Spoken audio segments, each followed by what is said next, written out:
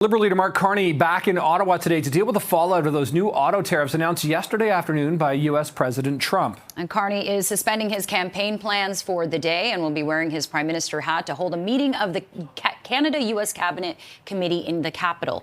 Yesterday, President Trump signed an executive order to impose 25% tariffs on all auto imports to the United States going into effect April 2nd. The White House says automobiles imported under the Canada-U.S.-Mexico Agreement on Trade will only be tariffed on the value of content not made in the U.S., and certain auto parts will likely see tariff delays. If they have factories here, they're thrilled. If you don't have factories here, they're going to have to get going and build them because otherwise they have to pay tariffs. Very simple. And most of those have pretty big factories here, like General Motors has big factories here. They're going to move their parts divisions back to the United States because some of them were made in Canada and some of them were made in Mexico and other places.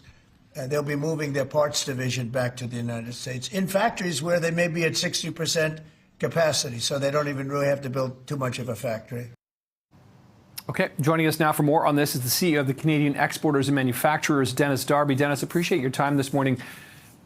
Sometimes I don't know where to start when you come out of a clip from Donald Trump here, who makes it sound like you can build a factory overnight and just move auto parts plants around willy-nilly here. It's much more complicated than that, but let's talk about the here and now for the Canadian exporters and manufacturers. The tariffs, they're coming April 2nd. What's the impact? What are the concerns here? Well, for sure, this really undermines the free trade agreement we've had with the U.S. and Mexico for almost 50 years.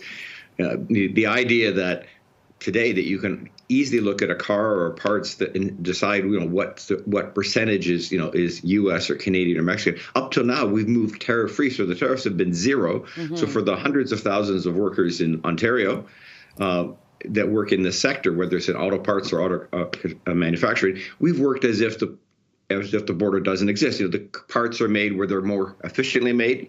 Things go back and forth across the border. So this disrupts that entire supply chain. But more importantly, this will be inflationary because this will cost consumers in the U.S. more. It will cost consumers in Canada more. There's not a real winner out of this. And I agree. It will take to move or rebuild auto plants will take years, up to a decade to build, the kind of capacity we're talking about. Canada produces between 1.5 and 2 million cars a year. And we do that because the U.S. market needs it.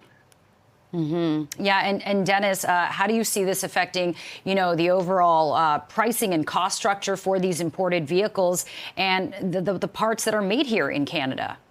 Well, that's the issue. I mean, I think you heard from the president, the one thing he did say, they don't know right now exactly how they're going to do the calculation because, of course, for 50 years, we've moved the parts, under a set of rules, which looks at the components of the cars and the components of the parts in which part of Canadian or Mexican or U.S. and those move tariff-free. Now we're going to have to go back and redo the calculation.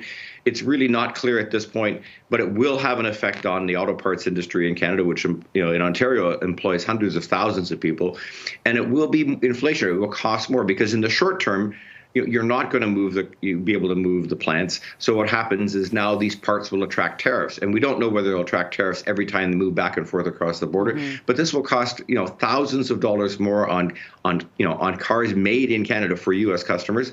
Ultimately, if Canada retaliates, it'll cost more for Canadians as well.